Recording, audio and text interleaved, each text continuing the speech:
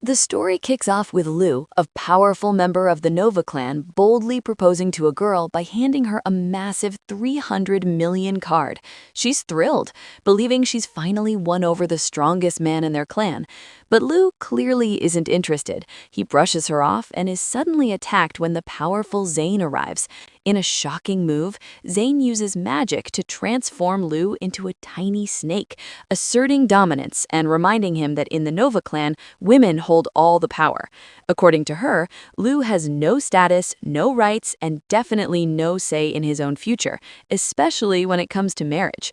Zane insists that Lu must marry her if he ever wants to gain true power, even placing a spell on him to make sure he can't escape her.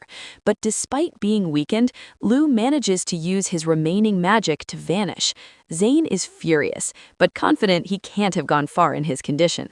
Elsewhere, we meet the female lead, who arrives at a hotel with her mother. She feels unusually lucky about the room she's been given, but just as she's about to enter, Lu appears and desperately asks for her help. She takes him inside, unaware of the chaos chasing him. Meanwhile, Zane and her group are actively searching for Lu, determined to find him no matter what. Inside the room, Lu suddenly collapses, clearly struggling with something beyond his control. The female lead tries to help him, but things quickly spiral. His condition worsens, and he loses control, acting aggressively and frightening her. She's shocked and furious at his behavior, especially after trying to help him, but her anger quickly turns into concern when he faints again. The next morning, Lu wakes up filled with guilt, remembering how he lost control and bit her multiple times. In the Nova clan, that kind of act is deadly.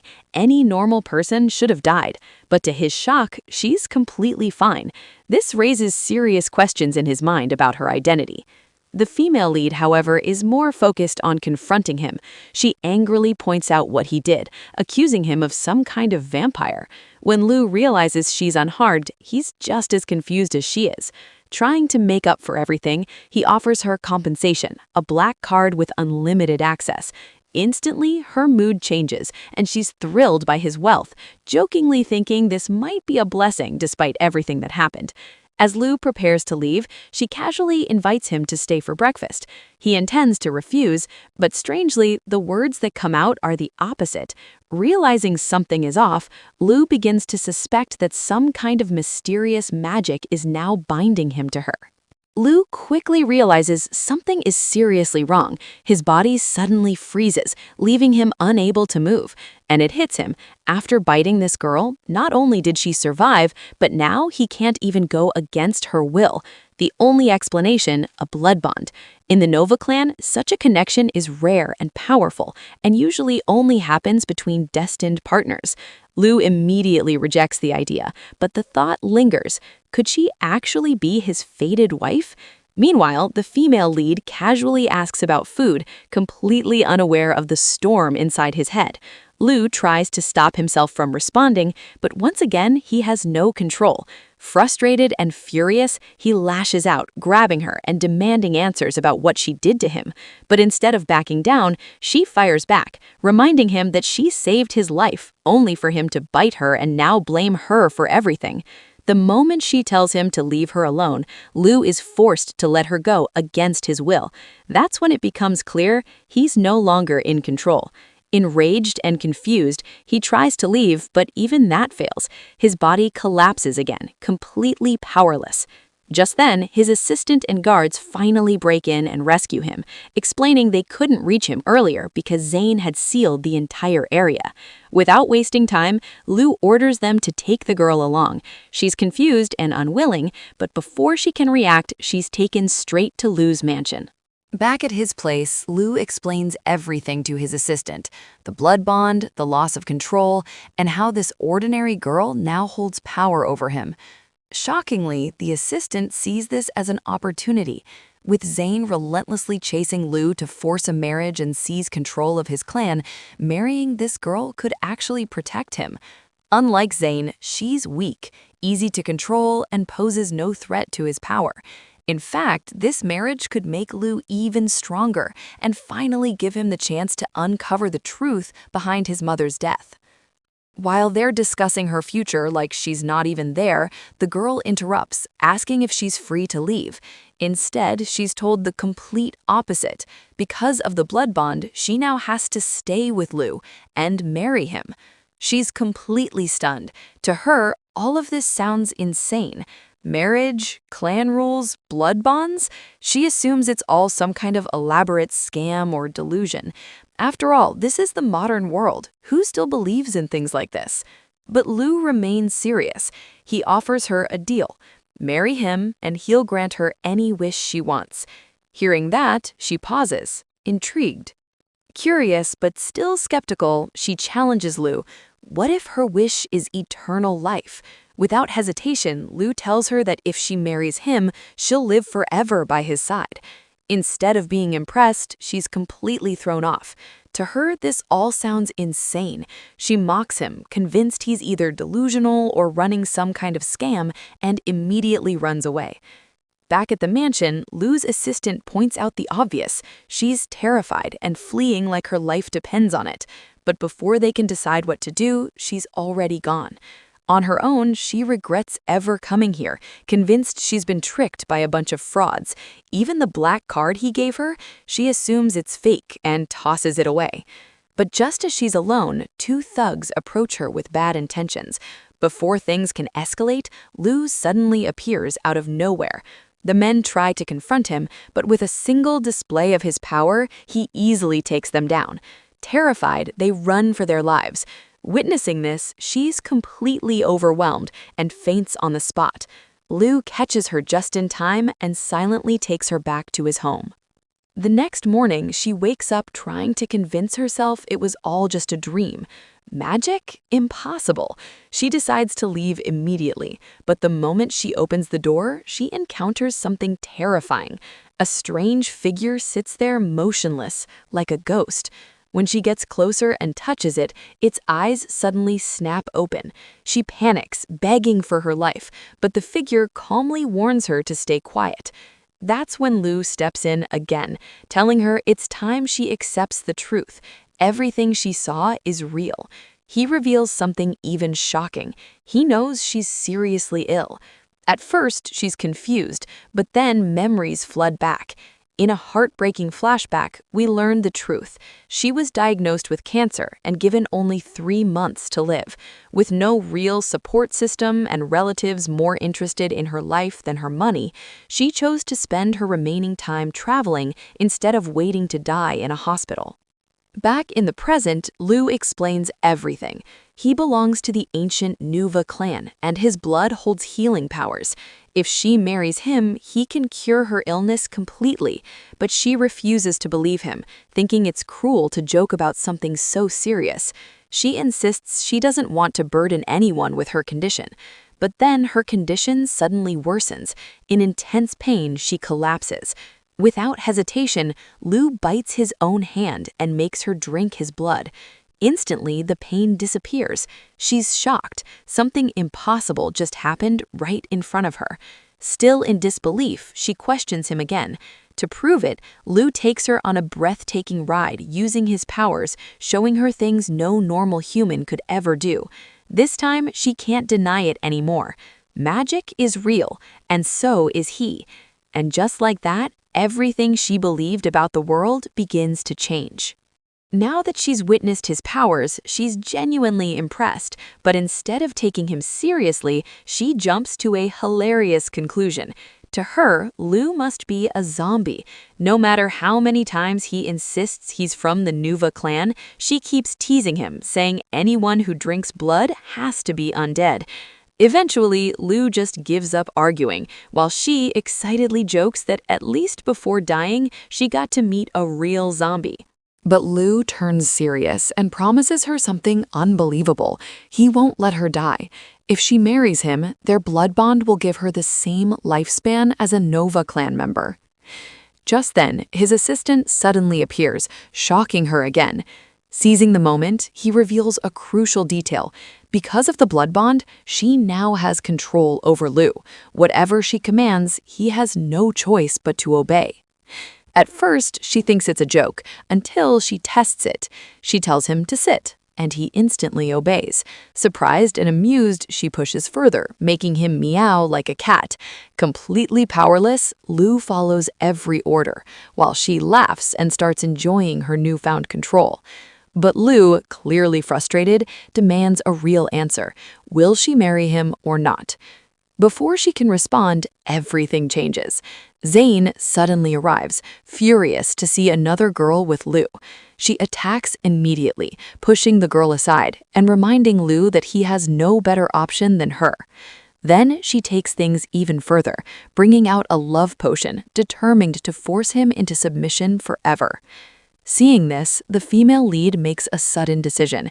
She steps in and declares that she's ready to marry Lu just to stop Zane. Enraged, Zane turns her attack on her, using magic to choke her while restraining Lu at the same time. Helpless, Lu can only watch until something completely unexpected happens. A hidden power awakens inside her. Her entire aura changes, and with overwhelming force, she pushes Zane back, fearlessly warning her to stay away. Zane is stunned. This is no ordinary human. Realizing the situation has turned against her, she retreats, vowing that she won't give up on Lu so easily. As soon as the danger passes, the girl's power fades and she collapses. Lu catches her just in time. His assistant quickly recognizes the energy she used. It's identical to a rare magic once connected to Lu's mother. This leaves Lu shaken. How can an ordinary girl possess the same power as his mother? Determined to find answers, he orders a full investigation into her identity. Later, as she rests, her condition suddenly worsens. She coughs up blood, her body weakened by the very power she used. The assistant explains the harsh truth. Every time she uses that ability, it drains her life force, and if it continues, it could kill her. Desperate to help her, Lu once again uses his blood to stabilize her condition. But even after that, he can't stop thinking. Standing in front of his mother's portrait, he begins to connect the dots. There has to be a link between them. Soon after, the investigation results arrive, but instead of answers, they only deepen the mystery. According to every record, she's just an ordinary human girl. Lu can't shake the mystery surrounding her. Even after the investigation, nothing adds up. On paper, she's just an ordinary girl, but deep down, he's certain of one thing: she's somehow connected to his mother. That night, when she wakes up, he finds Lu quietly standing by her side. Before he can say anything, she casually asks if he's been watching her all night, but quickly shifts focus, complaining that she's starving. Then, in her usual playful way, she remembers, "Oh right, you're a zombie. Do you even eat normal food?" Ignoring her assumptions, Lu takes her hand and instantly teleports her to the kitchen. She's shocked to see it fully stocked with regular food, still confused about how a zombie lives like this. No matter how much he denies it, she refuses to drop the idea, even joking that he must be some kind of high-level zombie. She decides to cook for him, playfully testing him by adding garlic, expecting him to react, but he doesn't. Still unconvinced, she keeps teasing him while preparing noodles. As she cooks, Lu quietly watches her, and suddenly memories of his mother flood back. She used to cook the same way for him.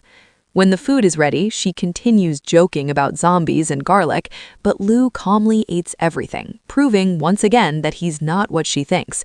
He even compliments her cooking, saying it reminds him of his mom. That softens the mood. Curious, she asks about the portrait she saw earlier and whether it was his mother. When Lu confirms it, she gently asks where she is now. His expression changes. He reveals that his mother is gone. She was killed. Hearing this, she immediately feels guilty and apologizes. Wanting to cheer him up, she encourages him to eat with her, bringing back a bit of warmth to the moment. As they sit together, Lu can't help but notice how much she reminds him of his mother, not just in small habits, but in the way she embraces life so naturally. For the first time in a while, he smiles and eats peacefully. But the moment doesn't last long. As she starts cleaning up, she suddenly feels dizzy and collapses. Lu rushes to catch her before she falls. Brushing it off, she claims it's nothing, but quickly loses consciousness in his arms. Without hesitation, Lu carries her back to her room. Watching this, his assistant can't help but smile, realizing that his usually cold boss is finally starting to care about someone. Later, as she sleeps, Lou sits beside her, lost in thought. In his heart, he speaks to his mother, convinced that this girl entered his life for a reason. Looking at her, he quietly makes up his mind. He wants to marry her. The next morning, things take a lighter turn. Lou is calmly enjoying his coffee when she suddenly walks in and drops garlic into his cup, claiming it's the latest trend. Annoyed, he tells her to drink it herself if she likes it so much, but she just shrugs it off, insisting that trying new things is important. And just like that, their unusual bond continues to grow, filled with mystery, tension, and a surprisingly warm connection. When she calls him old-fashioned, Lou doesn't take it lightly. No matter where she runs, he instantly appears in front of her using his magic, leaving her completely helpless. Finally, she gives up, telling him to do whatever he wants. In response, Lou suddenly teleports them both to a temple, even changing their outfits. She's stunned, but quickly realizes what's happening. This isn't just any visit, it's a wedding. Lou makes it clear. She promised to marry him, and now there's no backing out. He explains the real reason behind his urgency. After his mother's murder, he needs to leave the Nova clan to uncover the truth, but clan rules won't allow him to go freely. Marriage is his only way out. Hearing this, she makes a heartfelt decision. Despite knowing her own life is limited, she agrees to marry him, not just for herself, but to help him find the truth. Lou doesn't hesitate. He places a ring on her finger, and she does the same. Just like that, they become husband and wife. He promises they'll stay together no matter what, and she promises to stand by him. To lighten the mood, Lou suggests a honeymoon and asks where she wants to go. True to her playful nature, she drags him out for a day of fun. Still stuck in her zombie theory, she even brings an umbrella, thinking he can't handle sunlight. No matter how much he denies it, she refuses to let it go. They spend the day at an amusement park, laughing and enjoying themselves like a normal couple. She teases him, makes him wear a cute headband, and even takes photos together. But when they go on a roller coaster, Lou completely loses it, feeling sick and throwing up while she can't stop laughing. For a moment, everything feels simple and happy. But reality soon returns. Lou gets a call from his assistant with new information about the town where his mother once lived. Without hesitation, she insists on going with him. She admits that meeting him has already made her short life meaningful, and now she wants to help him fulfill his goal. Lou, now deeply protective, promises that nothing will happen to her. He reminds her that after their marriage, their bond will grow even stronger, and she'll share his life completely. His words leave her flustered, and she starts overthinking what the night might bring, feeling shy and nervous. But before anything can happen, danger strikes again. Zane suddenly appears, knocking her unconscious with ease. Calling humans weak, she prepares to attack, but something unexpected happens. A strange red energy begins to awaken inside the girl again. This time, it's even stronger. Her entire presence changes as the power takes over, and in a shocking twist, she turns on Zane, grabbing her and biting back, as if she's not the same person. Just as danger seems to pass, Lou arrives and stops Xiao from being harmed. Xiao, worried, instinctively pulls Xiao into the bathroom, and in a passionate moment, they seal their bond, letting her taste his blood so their lives become connected. Lou watches, noticing something different about her energy. Xiao suddenly teases him, asking if he's her servant, making him follow her every command. They share a romantic, passionate night together, and by morning, they're lying side by side. When Xiao wakes, she's shocked to see Lou so close. Confused and embarrassed, she accuses him of taking advantage of her while she was unconscious, angrily kicking him. Lou gently reminds her of what happened, but she struggles to remember.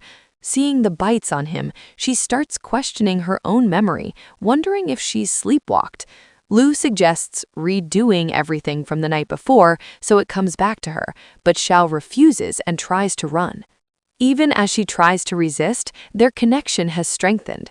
Lu realizes his powers have increased because of their shared night. Eventually, Xiao eats breakfast shyly, while Lu carefully helps her, showing their growing intimacy.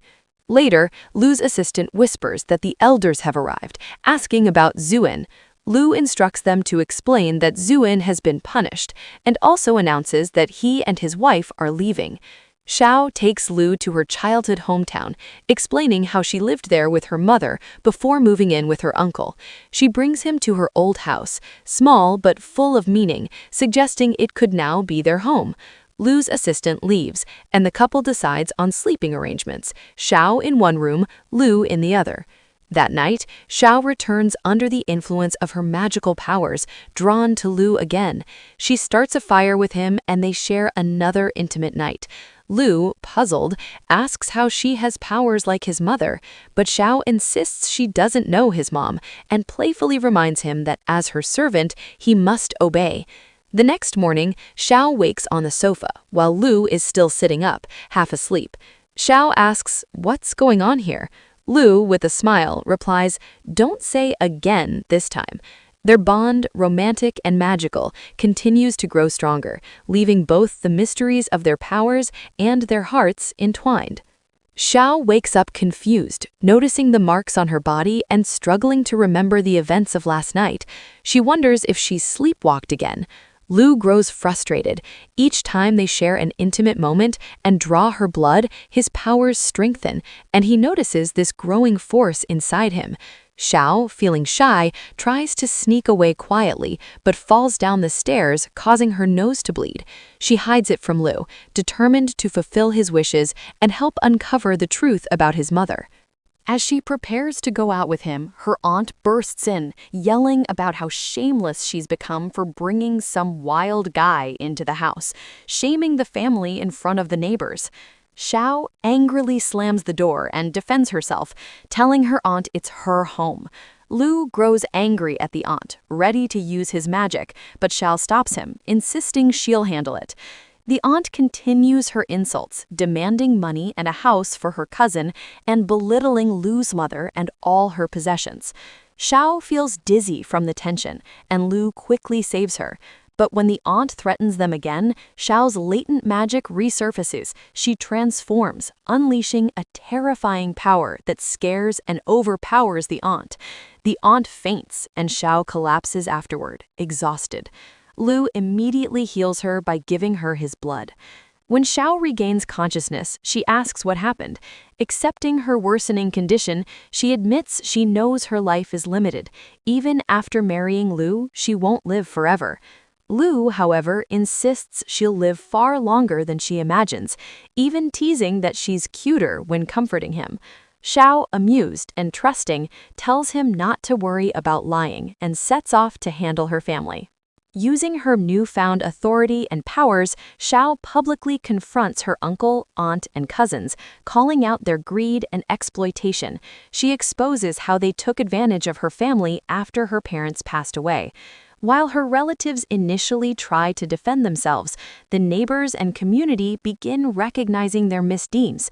Her uncle stands up, insisting she's lying, and her cousin attempts to reason with her, but Xiao has already made her point clear. She won't tolerate injustice anymore.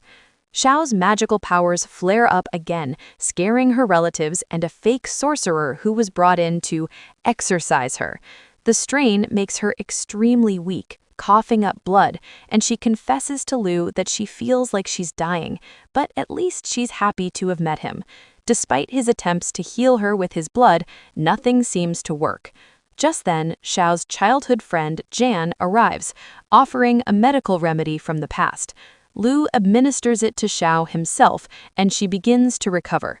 The lingering magic, however, temporarily returns, and Xiao ends up kissing Lu. That night, they grow closer, spending the night together. The next morning, Xiao wakes up disoriented, not fully remembering the previous night, while Lu gently stops her from running away. When her friend, Jan, calls, she rushes to greet him, which makes Lu jealous.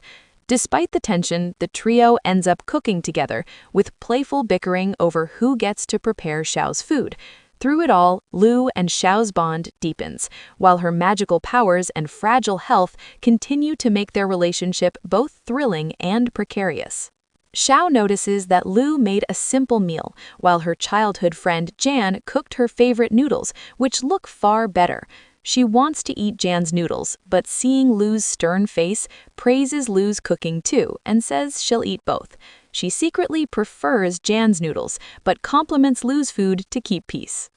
After dinner, Lu washes the dishes while Xiao and John watch. John teases, praising Lu's looks, cooking, and temperament, calling him a good quality man. Xiao smiles, saying her only misfortune is her short life. John reassures her that she'll live a long, fortunate life.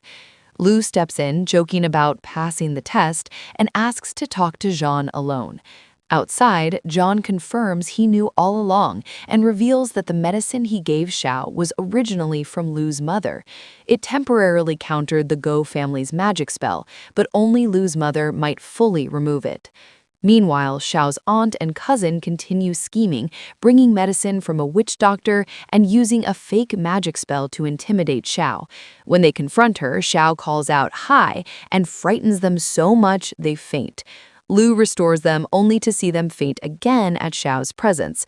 Xiao laughs, delighted at the chaos she caused. Lu's assistant ties them up, and Lu orders, "Take them to the police and hire a lawyer. Let them face proper punishment." Then Lu makes dinner for Xiao himself, explaining in the Nova clan, husbands must cook and feed their wives all 3 meals. Xiao agrees, warning him of consequences if he breaks the rule. Xiao's uncle arrives, yelling about the arrests, but Xiao shuts him down, pointing out he wasn't there when she was bullied. Lu quietly sides with her and leaves. Xiao cries, and Lu kisses her to comfort her, telling her she has a family now. Meanwhile, Lu's family elders plot against him, upset that he married a human and moved into her world, planning a divorce. A girl suddenly proposes joining the scheme, aiming to claim Lu's inheritance. Xiao discovers her mother left a fortune behind. Shocked, she realized she could have enjoyed life earlier, but feels grateful to Lu for helping her achieve so much. She decides to thank him by cooking noodles, which Lu loves. That night, they light fireworks and celebrate together, enjoying a rare moment of happiness. Xiao and Lu sit together, remembering their parents. Lu tells Xiao how much his mom loved her and says, "I really like you." They kiss, and Xiao remembers, "I've done all this before." They spend the night together. The next morning, Lu wakes Xiao and helps her brush her teeth since she's still sleepy. They enjoy breakfast together. Suddenly, Lu's assistant calls with shocking news. It seems Xiao's dad killed Lu's mom. Lu is shocked and refuses to believe it. The assistant explains that Xiao's dad and Lu's mom were once friends, but had a falling out, leading to the alleged murder. A witness even appears claiming to have seen it. Just then, a holy priestess arrives and tries to interfere. Lu uses his magic to push her away, insisting, "I love my wife and would never betray her." Meanwhile, Xiao sees a fake scene showing her dad killing Lu's mom, making her believe the lies.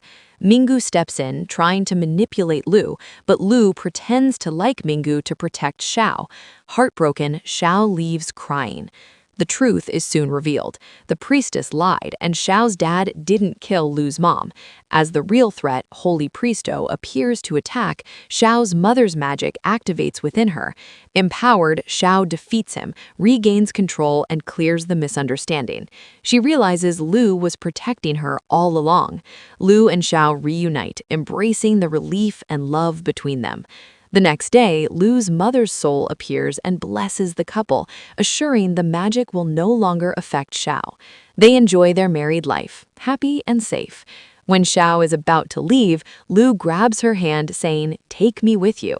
She smiles and agrees, acknowledging that he always follows her anyway. Hand in hand, they step forward, ready for a joyful, magical future. The story ends on a happy note, with Lu and Xiao together, stronger and happier than ever.